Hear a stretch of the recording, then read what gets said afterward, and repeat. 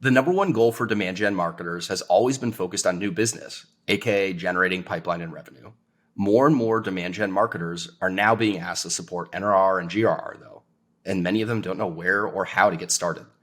On DGU this week, get an inside look at how we're prioritizing customer retention as a marketing team, what we're doing, and what we've learned along the way. Demand Gen U is officially in session. Let's do it.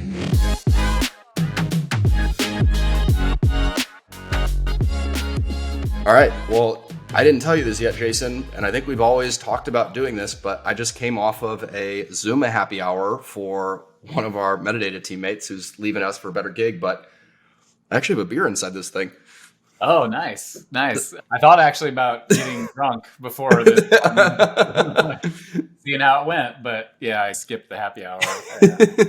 I have a couple beers, but probably not enough to get wasted. So, well, I know we've talked about it before, but I would imagine most people have no idea why we're talking about drinking and doing a podcast. So why don't you let people in on what your idea was? Oh, yeah. So if you've ever watched that show, Drunk History, I think it's on Comedy Central. It's where people do they still do it, by the way? I don't even know if they still do it. It's amazing, but keep going. Comedy Central is only South Park and The Office now, I think. That's all it's on that thing. But, no, it was just hilarious. You'd get these people that were knowledgeable about these history topics and they'd get literally like smashed.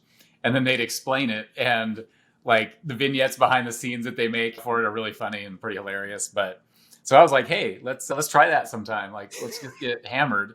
And then let's take one of these topics and try. I still think it's a good idea. Like, I think we should try it at some point. I want to do it. Yeah, I think, all right, if we're going to do it. We're going to do it at some point. Because, yeah, that should be fun. But we have to be, like, legitimately drunk. Yeah. You know, like not... Yeah. No. Like drunk. Yeah, and I think for those who haven't seen it before, it was part of that Funny or Die comedy troupe, whatever you want to call it. So the actors who were reenacting the scenes are very recognizable people that you would recognize from movies and TV shows and you name it. Like, it's big name people. Yeah, it's a great show. And then you learn stuff too. Like, you learn and you're being you're being made funny. I see. Wow, this is gonna be a great episode. You're made to laugh. Ha ha. Maybe you should go grab a beer. Yeah. Yeah. Hey, babe, please give me up a beer stat. Yeah. I just thought of the scene from Old School when he's washing the car and he's got the beer on top of the car. He's like, no, honey, I got a fresh one right here. All right, let's bring it back on the rails. So not as funny as Old School or Funny or Die, but still very relevant these days is customer retention. And I think for me and probably most people who are listening, this is the first time that I've worked on a marketing team where customer retention has been a focus and a responsibility. And I think given everything that's going on in the outside world right now, it's very easy to see why it's a priority or becoming more of a priority for marketing teams, but it's really unfamiliar territory. Yeah, I had the luxury of working at one place where our marketing was primarily focused on customers because it was Getty Images. And this is a company that was started in like the 60s. And I think at the point it was like we had sold to everyone possible that we could sell to. And although that wasn't true, but the business was just becoming less technology enabled. And like then all of a sudden images just became ubiquitous and everybody had them. So it was like declining new business. So it was just almost like a 80% focus on customers. And so I didn't like it. Let me tell you that. It wasn't the most fun because the business wasn't doing well. I think they're doing a lot better now, but I don't know what they did to pivot. But yeah, it was kind of like cut my teeth a little bit there on it, where you're just kind of like, and it's not just customers would stay with Getty, but it was all about like growing the business. So they'd stay forever. But it was like trying to grow the business, trying to come up with new products, new offerings, new ways to package and price and all that stuff. And so, yeah, it was because the business wasn't doing super well on the net new, it wasn't super fun. But here and in this time, and actually we have not ever been like at Metadata, we've never been at like that 120% NRR number that all SaaS companies really want to get to. Well, hold on, I'm going to interrupt for a second. For people, hopefully they know what this is. Just define NRR and GRR real quick, right. And let's get into what you're about to say. Good point. Yeah, I'm just throwing around letters like everybody. Yeah. So GRR is gross renewal rate. And that's just based on, and we look at everything based on dollars. Some people look at it number of logos, but for us, it's how many renewal dollars were up in a given quarter and how many of those renewal dollars did we close down, agnostic of upsells. So it's just taking the original contract value, how much of that did we save or lose? So that's the gross renewal rate. And then the net retention rate takes the upsells into consideration. And so that's why your net retention can be over 100%, because you're basically saying, not only did I save it all, but we actually grew some of our customers, or the more reality is we lost some customers and we more than made up for those customer losses through upsells and cross sells and just increasing the value of those contracts. So yeah, so I think I did think I did a pretty good job on that one. Sometimes I stumble around on that one, but I think You I got nailed it. Yeah. I actually used to think GRR was just a count of renewals until I got schooled on that one too. But yeah, it's based on both are based on dollar amounts. So we'll get back to the first point that you started to make before I interrupted you, but it was for a good reason.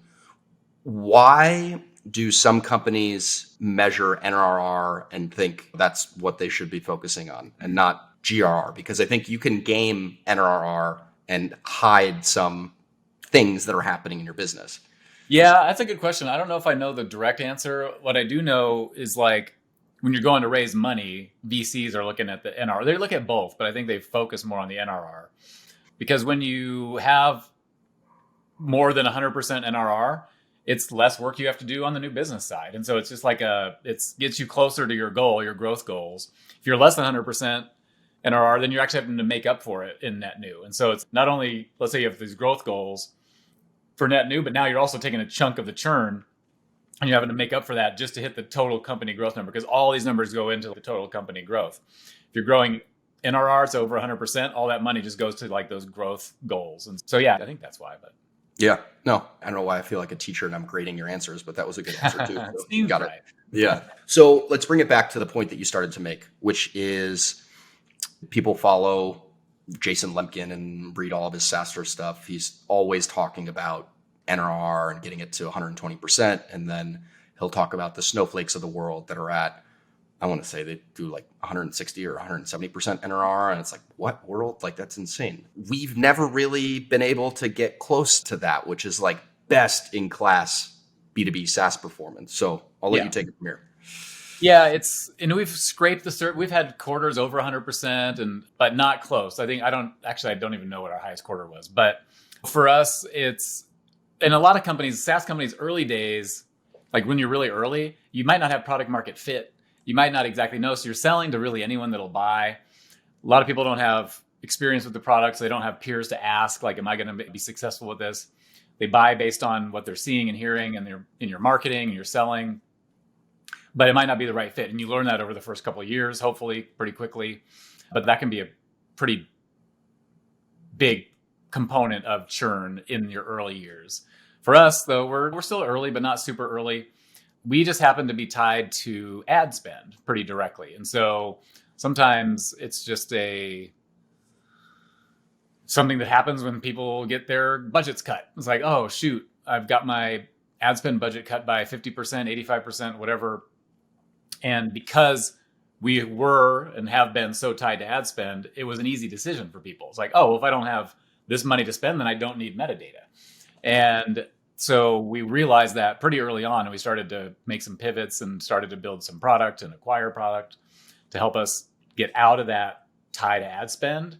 But we're still living in that. We've got customers that signed on a year or 2 years ago based on whatever their contract was. They're coming up now. And so if their budgets are intact, cool, they usually stay. If they've been slashed, then it's harder for them to join the club. Yeah. Exactly. Yeah. Like I don't fault our customers when they make that decision, because what other decision could you make? Are you going to keep paying us $5,000 a month and spend $5,000 a month in the ad channels? That's probably not very smart. You probably get fired for that. So most of our churn has been economy related, but that's also, you can't continue to run a business that way and just say, oh yeah, we do when the economy does well. We fucking suck when it doesn't. I mean, no one's going to want to invest in that. And so that begets building new product, coming up with new approaches, and some of the stuff we've been trying. But yeah, something a lot of companies are dealing with right now, like a lot.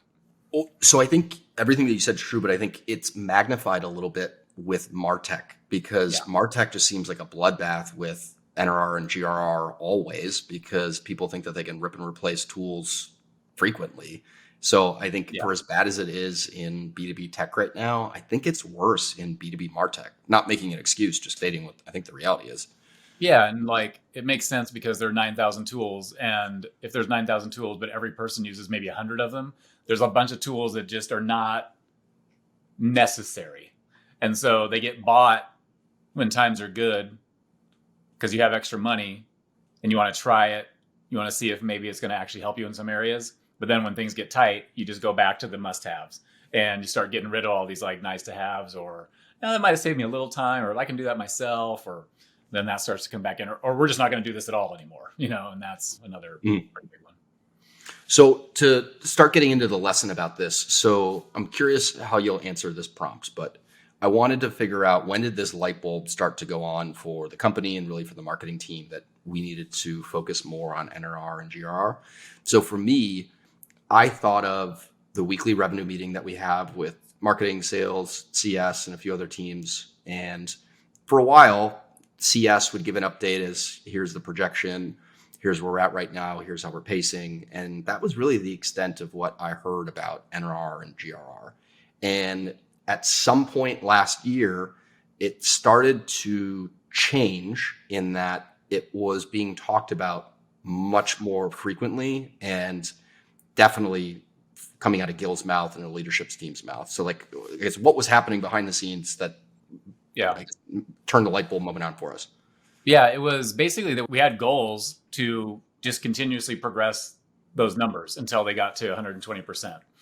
Because as Gil was fundraising, we've been through a Series A and Series B since we've been here. That was always like, wow, you guys look like a damn unicorn in every single metric. Oh, but look at NRR. Like that was the one that was always not quite there.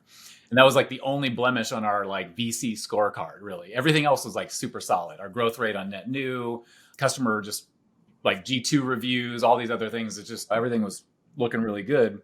And so we were like, great. So because that was the blemish, the goal was, all right, let's improve that. Let's make a plan to get to 120%. We had a pretty step plan. I think it was over a year's time frame, which during the high growth times, that's reasonable time frame, although it should probably take 2 or 3 years, maybe in a normal company. But and I feel like what you just said, that statement applies to a lot of things that we do at Metadata, but yes.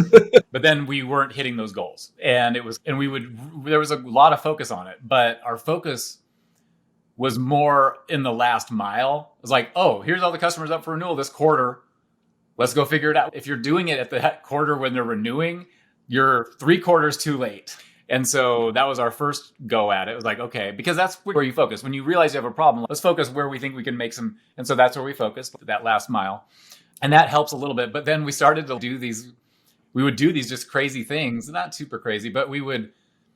So one of the things we did that kind of fudged the numbers a little bit is we would go out to customers that were having immense success and we'd ask them for an early renewal. So let's say we were in the current quarter, and we were at like, shit, we're at like 75%. We need to get above 100. Okay, well, what customers do we have in that next quarter we can pull in early renew, and we count that plus any upsell for that. That's kicking the can up the hill. So like at some point, literally the definition. Yeah. So at some point, you're going to run out of those like early renewals, and then you're going to have to suck it up, and you're going to have a shit quarter because all of it's going to come true up. And so that happened. We also, early days, we sold a lot of swap deals. And so then we were like, those swap deals, we didn't want to do the swap anymore. And so we would see if they want to pay, and then they wouldn't. So they would churn. So we also had a lot of just deals in there that were kind of back alley handshakes that we had to get off the books. And so we just decided to take the hit during that time. So that was really the light bulb moment. It was just, we had these goals and we just were not meeting them. And we knew that this was like the only blemish on that VC scorecard.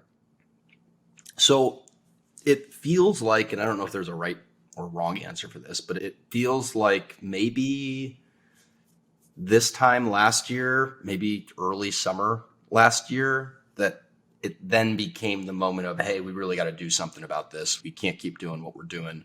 We've got to change how we're trying to solve this problem. And I think at that time, people who've listened to previous episodes, like we had more resources, whether that be budget, people, we had a customer marketing manager, we had a customer education manager. There were more people that we could throw at this problem, and it got cut. So then it turned into, all right, the people who were sharing this responsibility are no longer here. You still got to figure it out. And I think from that point on, we've been trying to figure out how to do more with the stuff that we have, like everyone's doing right now. So yeah, we had all these grand plans. We had three, like you mentioned, we had three resources across the company that were focused on enablement, marketing to customers. We were doubling down on it. And then we had to come around and make some budget cuts. And so in marketing, it's like, well, hey, our primary goal in marketing was still net new ARR at that point. And so we're like, hey, if that's still our primary goal in marketing, then I guess the customer marketing manager is the person that I've got to lay off, because that can't be our focus. So CS, you got to handle all this customer renewal stuff. But then other people lost resources that also were there to enable customers. And then at the same time, our hypothesis was we're doing too much for our customers. They don't even want to put their creatives, and they're just looking for, not all, but like we saw a lot of churning customers were looking more for an agency. And they just wanted somebody to do it all for them. And we realized we might have oversold the platform to some people. There was a while there where people would ask, do I need an agency? And we just say, no, just flat out. Nope, don't need an agency. Metadata can do everything. And so one of our plans was we need to get the customers more self-sufficient. And that was part of why we hired all these customer marketing and enablement people, because it's like we need to develop materials and videos and documents and onboarding and adoption and certification programs and all these things. And then all that slowed down when we had to let all those people go. So then this puts us into this scenario where we're in now, or in the fall of last year until now, where we don't have customer marketing people. We don't have enablement people for customers. We've got good people to help onboard and stuff, but we don't have these dedicated resources. But yet NRR, GRR is still our number one goal. So now what do we do? So that's a situation that we've been in the last 6 months or so. Yeah. And I think it was tough because we knew at that time that the people that we unfortunately had to let go, like we were losing good people too. So it wasn't a performance issue. It was just, this is the unfortunate reality of what the business has to do. So we went from having, I would say, luxury of the amount of resources that we had to solve this problem to then not having any of those resources and still having the problem, and then trying to figure out, well, how are we going to solve this? Yep. So this is where we get scrappy in metadata marketing, like we always do. So yeah, so we've been supporting it in lots of different ways, and I think we're going to talk about some of those here coming up. But just because you don't have these resources doesn't necessarily mean you don't have to do the work, And so that's one of the things that I thought maybe I could get away with it for a while. No, we don't have the resource, so we can't do it. No.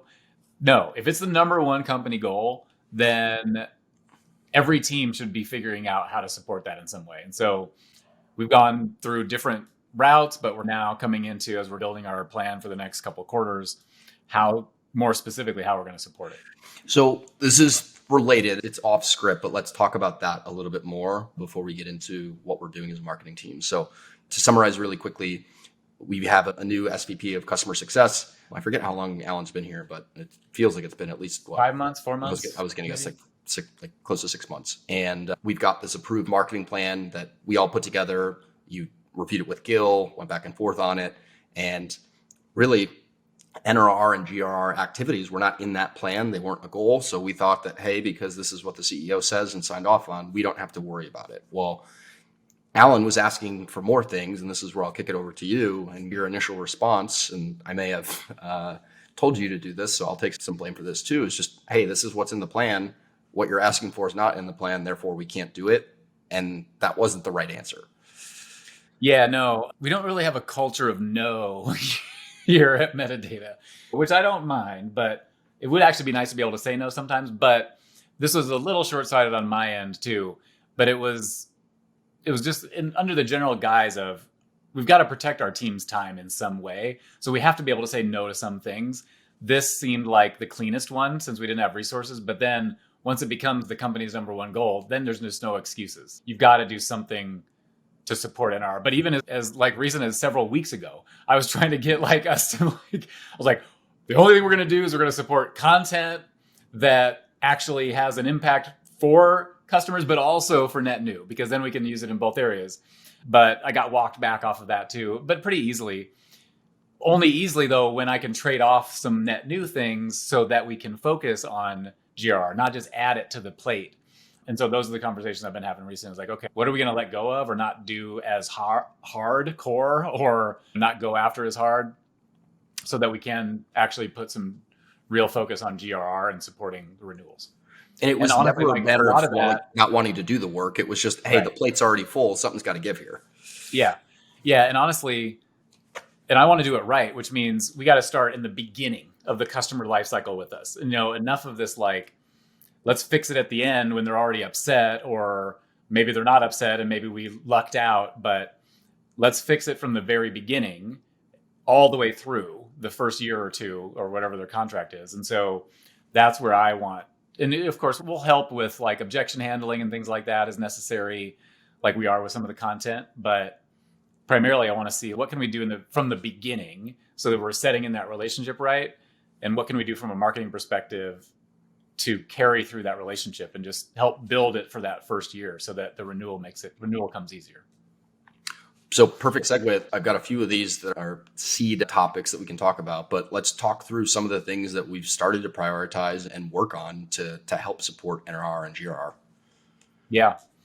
The first one is our community. So we have our demand community. And in the very beginning, we weren't really thinking too much about customers. It was kind of like, yeah, we're going to invite customers in and they'll get some benefit and there'll be some cross-pollination. So if non-customers have questions about metadata, they'll get answers from customers. And maybe the customers can help self-support themselves. Somebody asks a question, another customer answers it. Here's how I'm doing it. But it wasn't the main focus of the community. But our community manager, Katie, she actually really enjoys the customer piece and also helping customers. And the community has become and will become, all of them, one of the ways that we support customers and help support GRR. And right now, I would say, because we haven't really focused on it, we've got like a customer channel and it's private for just customers in there. And there's activity going on and Katie does support it, but we're going to shift her from really focusing on net new growth of the community to growth within customers within the community, and then making sure that customers are like attending the events we have, are engaging in the community, are getting support from each other, are getting support from us. And so the customer channel in the community is going to become a lot more used. We're going to be popping more stuff in there. We're going to be having more activities and things like that. And then we're going to have a stronger focus on trying to get every single one of our customers in that community. We think that's probably one of the best ways we can support it, that is also tangential to like the net new side, because we do want to have a demand gen community. We can do both, but we can have Katie, for example, one of our resources, focus more of her effort and energy on the customer side, and then let the other side just manage itself, which is kind of doing right now. And I think for me, and this is obviously I'm on the marketing team and I'm close to some of this stuff, but I think it's still a little bit of an outsider's perspective because I'm not super involved in this presently. I got the feeling that we were trying to educate customers and enable them in probably 5 or 6 different ways and different mediums, and different people were doing it. And it was a shotgun approach. And I think what we've tried to do over the last couple of weeks and will continue to do throughout the rest of this year is, this is the place where you are going to get all of your training, enablement, education, you name it. There is one place that you go to for this. And if you're not in there, you're going to miss it. Whereas before, we were trying to just take guesses as to how a particular channel or medium would work. Yeah, and we may need other supporting technology. We just use Slack in the community right now. Yeah. And that's okay. It's great for conversations and threads and some other little side things that like polls and like other things it can do. But in terms of like having a place to go where you can maybe see documents that you might need in order that you might need them in, or in some kind of marry it with some kind of an education or learning management system where people can go through things, but also be in the community and be asking questions. So it could be that ultimately we'll need a different technology to support the community. And I don't want 2 technologies. I don't want like a bunch of the community in Slack and then some in some other thing. And so we may have to do like a whole hog transition on technology in the community. But yeah, I want it to be able to support other things like learning paths and certification, maybe programs and things like that, adoption, even like Events, hosting you've talked webinars to- inside of it. Like exactly. we can do product releases and like those kinds of things. And so, yeah, we'll see how we morph this thing. So the next one's a little bit of an easier one to talk through, mostly because I don't have to talk about it at all yet. You do this a lot. So joining critical customer meetings and what you've done, and you've offered me up to do this too. I do it occasionally, but I feel like you do it more than I do, is just anytime CS needs the marketing team and you in particular, you are there for them on EBRs, outside kind of one-on-one advising sessions, you name it. So just walk everybody through what that looks like in your world. Yeah. And part of it helps that you and I are the face of metadata for the most part to marketers. And we've intentionally done that over the last couple of years. And so people know if they get value from what we're saying or not, just because we're so public with a lot of things. And so some people are like, yes, having time with me or you is actually valuable to them because they already see what we're talking about. They know they're going to get some value. They want to ask questions. They want to see what we're doing. Because if it was just some random marketer behind the scenes, it might not work as well. It might not be like, hey, you want to meet with our VP of marketing? Who is it? Oh, it's Joe Schmo. Oh, really? What do they wouldn't really have the connection point maybe that they might because we're so vocal and social. Mm-hmm. So I think that does help. But sometimes people feel like it's a treat. And I'm like, no, this is not a treat. Like, yeah, wait till the end of the meeting, then tell me if it was a treat or not. And then some of the CS team members have realized like, oh, if I bring one of these guys on, the call might go better because these are experienced marketers. The CS team are not as experienced in marketing as we are. A lot of them have a lot of marketing experience, but they're younger. And so they haven't as deep of experience as we do. Or maybe successes. I don't know. Well, and I love our CS team, so I just want to stick up for them here for a second. The expectation that CSMs anywhere should be knowledgeable about your particular product and the area of expertise, like it's an insane expectation to have. Like they're there to help you get value out of your tool, but to think that your CSM is also an experienced marketing strategist, it's not fair. No, I know, but we do have them. You know what I mean? I know. Yeah. And that's one of the things we realized too early on is, man, people need help with marketing, not just using the tool. There's a lot of bad marketers out there, y'all. And I was pretty surprised by that. But no, CS team is great, but they haven't been in marketing leadership roles. A lot of our customers want to understand, like, how do I take these results and how do I actually put it together and show my leadership in a way that makes sense to them? And so they need some of that kind of like, how do I present this or how do I talk about this? And so some of them need some of that. And some of them just want to talk about campaigns and what should we be running. But bringing it back, we set up to do up to 5 a week, which was not a ton of time, but it's a decent amount of time. If we actually did that for the course of a whole year, we would have touched all of our customers by that point. And it just helps build a relationship. It shows that we care about their performance, not just that they renew with us or that they're using the software. Are you having marketing success? Because that's really if you have marketing success, then you're probably going to renew ultimately. Mm-hmm. And then it's just another good connection point. I just love talking to marketers and I learn new things from those meetings too. But yeah, it works well. I like it. Yeah. I don't know why I was shitting myself earlier saying I don't do this because I literally had 2 of these calls today about this exact topic. So for an example, just so people listening can understand like what we're doing, one of our customers is struggling with trying to convince their leadership team really of, hey, measuring leads and MQLs is not the holy grail. I want to start moving closer to opportunities, pipeline, and revenue. How did you all do this at Metadata? And it's almost like little coaching sessions that sometimes have a little to do with the platform, many times have nothing to do with the platform, but it's really just building that relationship and trying to make sure that they're more successful in their role and in their team. And I think that goes a long way. Yeah, for sure. Yep. I know I would like that. So let's go to the next one. And I think this is something that we've fielded quite a few requests on over the last probably month and a half or so from Alan, from CS, from sales. And it's creating content that helps metadata overcome objections. And sometimes this is during new business conversations. Sometimes it's during renewal conversations. But in a time like this, why do I need metadata? Can't I just do this with XYZ solution? And let's talk about what Alan and I guess team had raised to you first before we get into what we did. Yeah, and this is really your area. From my perspective, I just kept trying to say no. So like, hey, it was Alan, like, like a lot of our customers are thinking they can do things better with an agency. Can you guys record a video and write a doc? It just felt like he was prescribing like all these things, and I just felt overwhelmed. I was like, wait, you want a video and a doc and a this and a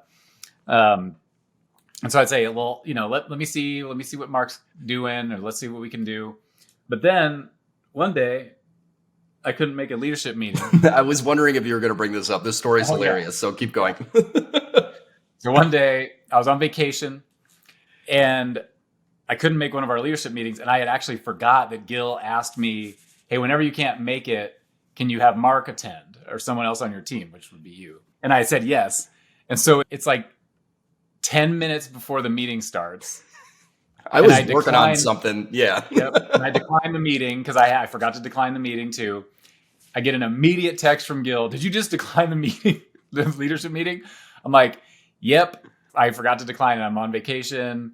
He's like, oh, okay. Who's going to be there in your place? I'm like, oh, shit. He's like, oh my God, I forgot he asked me to make sure I have a. So I was like, Mark, I immediately text you. I'm like, Mark, oh my God.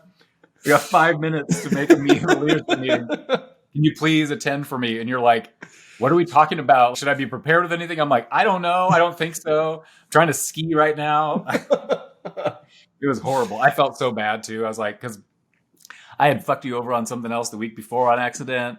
And I was just like feeling so bad. I was like, oh my God, I hope the meeting goes okay. And they don't because I knew in my mind, I was like, I feel like somebody's going to realize I did this at the last minute and just give Mark a hard time. I was worried that was going to happen. I don't think it did, but this is where we'd been back and forth with Alan and trying to figure out, what do you want? I created this form for his team to fill out, an intake form for us. I'm like, we got to standardize and normalize all this stuff. And by the end of the meeting, you're like, all right, you're texting me I got all of Alan's requests in. Gil prioritized them. I know exactly what I'm going to be working on for the next basically 1 to 2 months. I was like, shit, maybe I should go to less. Maybe I should go to less of these leadership meetings and have Mark go instead. You just got all this stuff solved. No. So I think and this has a good ending because I think it was a good experience for me. I didn't realize it in the moment, but it ended up turning out well. So what we tried to do, and this was really the first time that I'd done this, was this. Many times when the marketing team gets requests, the request is I need this, and this is the specific asset or medium or whatever it is, which let's not jump to that. Let's figure out what is the issue and problem you're trying to solve for. Let's agree on that. And then we will tell you what we think the best medium is to solve that. So what we tried to unpack in that meeting was, all right, what are the most common objections that you're running into? Let's prioritize what those objections are. And then we'll figure out, okay, to do this, we've got to create a landing page or a landing page plus a one pager or a video or a blog post or a webinar, or whatever it is. Not, hey, I need a webinar on this topic, because maybe you don't need the webinar, but maybe you need something else. And I think that was a big learning moment for us. Yeah, no, it was great. And some of the content that came out of that you produced has just been wow. It's just really solid content. So I'm really glad that we did it, because it also, kind of made up for a lot of the no's that I was saying. And my reputation was getting a little bit tarnished in the leadership team. No. I was saying no too much. No, I was a little bit. Yeah, for sure. And so you just taking those on and building those out really helped me out a little bit too. And I think the other big thing before we jump on to the last part of the episode that I learned is that when you are talking to the point of contact on a weekly meeting or your monthly meeting, whatever it may be, oftentimes the content that we need to create as a team is not for them directly at the end of the day. Oftentimes it's for their boss or someone else at the company who they need to sell or convince that metadata or your tool is a must-have right now and that their life would be more difficult without it. So I think for me, it was no, I'm not creating content for the demand gen marketer. I'm creating content for the finance leader, or I'm creating content for the marketing leader, whoever it may be. So like you're trying to arm that person at the end of the day with everything that they need to go sell your software internally when it potentially is on the chopping block. And I didn't realize that until going through this. Yeah. And I honestly, like, the reason I kept saying and stiff arming these requests is because in my mind, I was like, what the fuck is one document going to do? I'm like, why do we need documents? Can't we just explain this? And like, but now that I see it, I'm like, oh, well, this is really good, you know, and having it done. Because if you say, oh, just explain it, then you've got 10 different explanations based on the CSM and what they know and what they don't know. And especially with this one that you just released about like, how are we different than the native ad channels? Like, why are we different? Why are we better? That's one that nobody could really explain. Like, we would try to, it was some people got it more than others. Customers would get different answers or left with different ideas in their head. And so just putting a static, this is the Bible of this answer together, and then just directing everybody there. And in fact, we were even asked to create PDFs of this stuff, which I was like, what are we at 95 right now? You're going to print it out? Yeah. Yeah, I'm going to like put a stamp on it and send somebody like a printout version of what is going on. But hey, I mean, luckily it doesn't take that much extra effort once you have the web page, but like PDFs, we're going to chisel this into a stone tablet. But hey, sales team wants it. And actually, one of the one pagers, I could see why they wanted it. It actually ended up with having an ROI kind of calculator thing with some actual values that they would input to it and then hand it off. I was like, okay, that makes sense as a one pager then. But yeah. So all this great content. At first, I was just like, man, really just content? But man, they're happy right now. They're happy. They're like, this is helping. They just wanted ways to help tell the story better. And they think it does this succinctly. So yeah, it's good. Now, the last one, because I know you and I love to talk and we're going over on time here, but we're really trying to double down on content that helps customers get more value out of the platform. And I think one of those areas that we're really trying to focus on in the coming weeks and months is playbooks. So why don't you talk a little bit about playbooks, where that came from, and why we're so bullish on that for customers? Yeah, I just need to take 1 second. My water tastes like complete marijuana, and I don't know why. I'm like, every time I take a drink of this water, it tastes like the skunkiest weed. It doesn't smell. I don't know what's going. I just cleaned my water bottle too. Anyway, that's the weirdest thing. Okay. If you listen to this episode, when you listen to it, message Jason or I on LinkedIn after you catch this part of the episode, because I can guarantee that you have not heard that on a B2B marketing podcast ever. And if you have, send me the link to that podcast. And it means you won't listen. So it's weird. Yeah, I'm gonna have to figure this out. Anyway, so that's entertaining. Makes me want to drink some more. That's what we need: weed flavored water. Then I'll stay hydrated all the time. So playbooks. Yeah, back to the real story here. So yeah, playbooks. I've seen some of these in the wild before we even did them, but not a lot. There's a lot more playbooks out there now. But really, I think playbooks are becoming more of a thing because applications are becoming maybe more complicated, and you can do more things with these applications that we have that are not just standard, like a straight line through. You can take like millions of different infinite branches and do different things. And so because of that, some people can get lost. And so playbooks for us is a way to say, oh, hey, customer X, you're having this massive success using our platform in this kind of interesting way that maybe we didn't think about, or we did think about, but we didn't know if anybody was doing it. You're having mass success. How about we write a document about exactly how you're doing it? We give you credit for it, and we release these playbooks and we put them accessible from within the platform even, but also make them accessible to people externally, because some of the playbooks even are just like metadata agnostic. Like it doesn't even matter. You don't even have to have metadata to use the playbook. So just here's how to do a good marketing tactic. But the reality is like, it's very step-by-step, literally like screenshots of the place you need to go and the button you need to click and the value you need to put in. It's very prescriptive so that you just know, like, it's a recipe. It's a recipe. Yeah, a recipe. No better way to explain it, to get to a certain outcome. And ultimately, we want to make these playbooks almost like one click, add them to the platform. So you're like, oh, I want to run this play. And then the metadata system actually just says, oh, here are the inputs I need. And then I'll configure this entire playbook in the way that original person did. And then it just runs for you. And so you'll see us implementing. In fact, I saw some versions of it the other day in our web personalization product. of just like, hey, here's a playbook, start, here's the inputs I need, and then it creates it for you. But for us, the content, it's meant to help pull out some of these secrets and these interesting things that people are doing and just making them broader, more broadly available to our customer base. So again, they have a chance of having more success with the platform.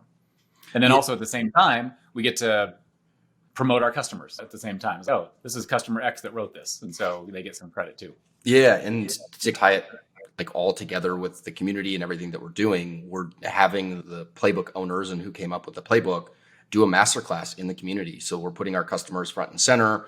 It's not about us at the end of the day. It's about them. Other customers can go attend those masterclasses, ask more questions, and then you get, your customers helping market the product indirectly when we don't have to put ourselves front and center, because I think it's that much more believable that way. I'm pretty bullish on it. I think the level of detail that I've seen in our playbooks so far has been amazing compared to the other bullshit playbooks that I've seen from other competitors out there. And we got to figure out how to keep pumping out more of these. I know it's something that we talked about today as a team, but the feedback so far has been amazing. Yeah. People really like the playbooks more so than I thought they would. But yeah, now it's a race to like, all right, let's build as many of these as we can. Yep. Yeah, because it seems everyone is doing the playbooks right now. They're either calling it a playbook or they're calling it something similar, and it's a race right now in MarTech. And I think we've just got to figure out how to sprint faster than everybody else right now. Exactly. Yep.